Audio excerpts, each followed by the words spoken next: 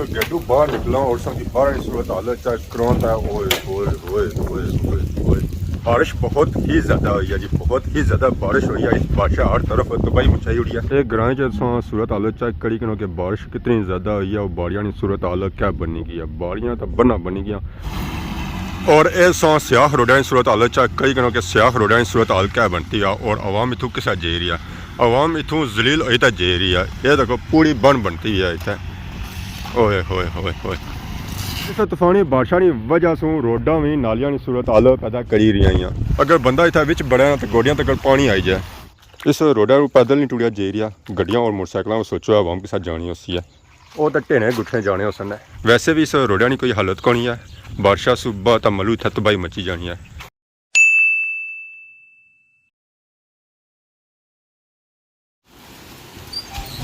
अस्सलाम वालेकुम and good morning. सारी खिदमत एक और ब्रांड न्यू व्लॉग इंदा हाजिर हैं। उम्मीद करना सो साढ़े ठीक ठाक सो जितना भी सो अपनी ज़िंदगी ऐसे तरीके नाल गुजारने हो। सो मैं सुबह ने 6 अंदर सा तो बाहरों की आवाज़ आई है। मैं निकली तो बाहर आया तो पता चलिया कि बारिश लगी हुई है और बारिश गिर गया 2-3 मिनट होए। अगर सो इलाके एरिया की सूरत हाल चेक करो तो हर तरफ पानी ही पानी होया वा।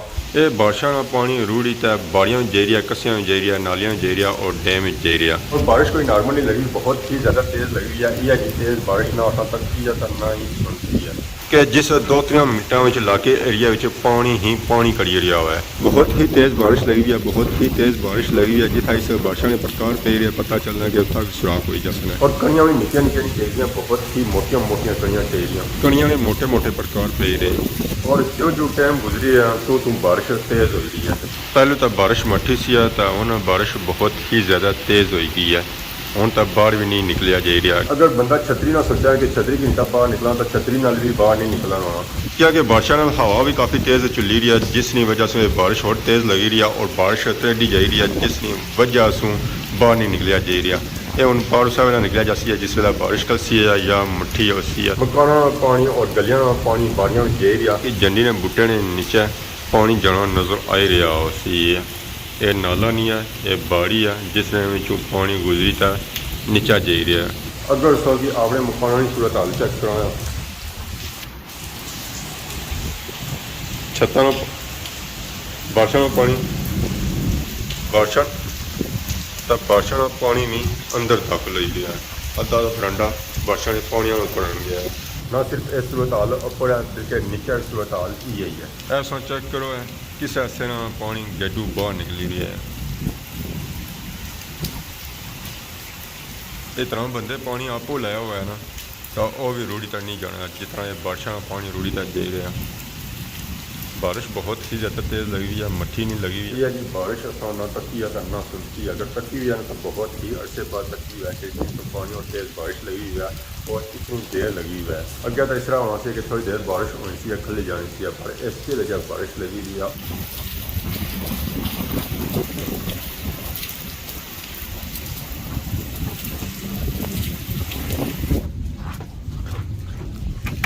अगर गेटू बाहर निकला और की बाहर सूरत हालत चेक कराता है।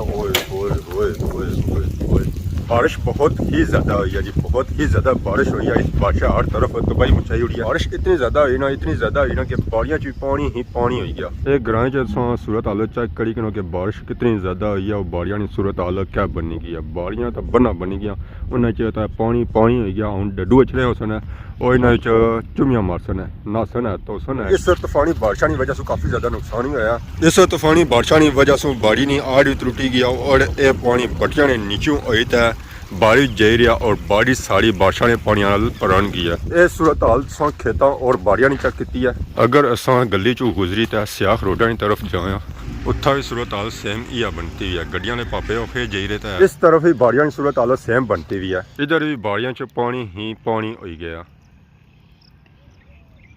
तो देखो बोर वाले पापे लगे हुए और पट्टी रहे कि इस बाड़ी विचों पानी गुजरी तो दूसरी बाड़ी जाए उठा वो कड़ी रहे बोर। अगर ये पानी खलता रहा ज़्यादा बोर बह जाती है। और ऐसा स्याह रोडा की सूरत हाल चेक कई कि स्याह रोडा की सूरत हाल क्या बनती है और आवाम इतों किसा जे रही है। आवाम इतों जलील होई तो जे रही है। ये देखो पूरी बन बनती है इतने। ओए होए होए होए अगर बंदा इतना बिच बड़ा तो गोडियां तक पानी आई जाए और आवाम इतों किसा गुजरी जे रही है। ओ इसा तकी रहे हो। बहुत ही ज़्यादा तूफानी बारिश हुई है, बहुत ही ज़्यादा तूफानी बारिश हुई है। इस तूफानी बारिशा की वजह से रोडा भी नालियां की सूरत हाल पैदा करी रही हैं और आवाम इतों बहुत ही मुश्किलों नाल जी रही है, धक्के सुनी जी रही है और मट्ठी मट्ठी जी रही है कि असां कुदरा इस पानियों च रुड़ी ना जाओ। ये 405 मिनट हुई कि बारिशें खलतियां वा ये सूरत हाल बनती भी है। तो जिस वेला बारिश लगी हुई सी तो उस वेला सूरत हाल क्या हुई है उस सोचो है। बहुत ही बुरी सूरत हाल इस वेला पैदा हुई है, आवाम बड़िया मुश्किलों नाल आई रही है और जाई रही है। यह देखो आवाम इसों किसा जाई रही है, छांटे बनी बनी जानी पी है आवाम। हे पापा और बची गए। ये देखो आवाम तो किसा जाई रही है। ओए होए होए होए होए होए होए पापे तो तबाही मचाई उड़ी है ना। उफ पापे की ज़्यादा ही जल्दी सी बारिश इतनी ज़्यादा तूफानी हुई ना, इतनी ज़्यादा तूफानी हुई ना कि रोडों भी नालियां की सूरत हाल पैदा करी रही हैं। उन्होंने इस वेले नाले बनते हुए आवाम बड़िया मुश्किलों आई रही है और जाई रही है। तो दोबारा बारिश शुरू होनी पी है। मैं हूँ इतने ही रहत करा पापा पराडो वाले जाई रहे। अल्लाह है ओए होए होए होए तबाही मचाई हुई है पापे रो।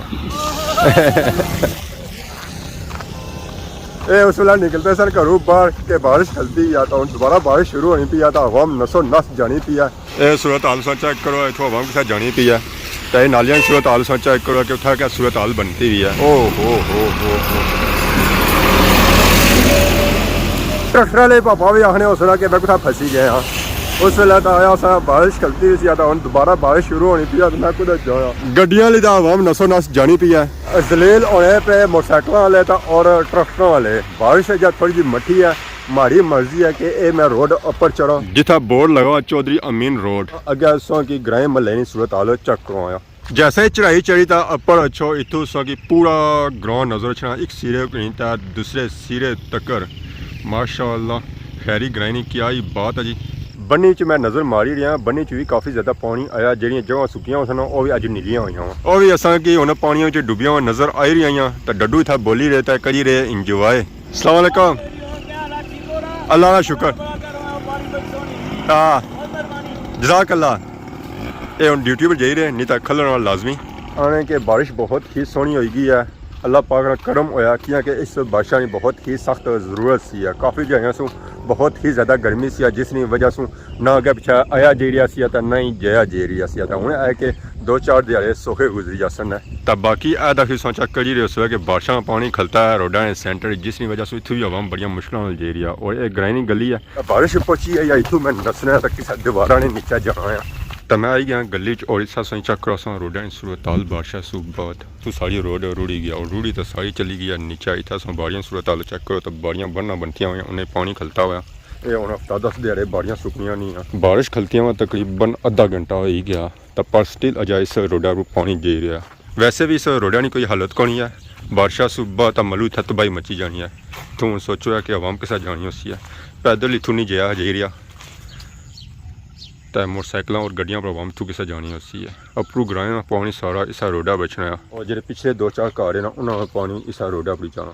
इस रोडा पर पैदल नहीं टुड़िया जी रहा, गड्डियों और मोटरसाइकिलों में सोचो आवाम के साथ जानी उसी है वो तो ढेने गुठने जाने उसने। ये सारी ग्राइनी रोड है और इसकी सूरत हाल है। ये जब घर ना पानी आई रहा ने दोबारा ने अंदरों बारिश आधा घंटा हो गया खलतियाँ इतना पानी ग्राइना नहीं आई रहा जितना घर ने अंदरों आई रहा और जब स्टिल ग्रां पानी आई रहा और ये पानी अगर जे रहा बाड़ी तो हूँ कोई बंदा मोटरसाइकिल पर गुजरी तक गया ये जा गुजरी तक गया उससे की पता हो कि ओ तू किसा गुजरी तक गया असा ना बच सकने असा ना बयान कर सकने कि ओ तू किसा गुजरी तक गया।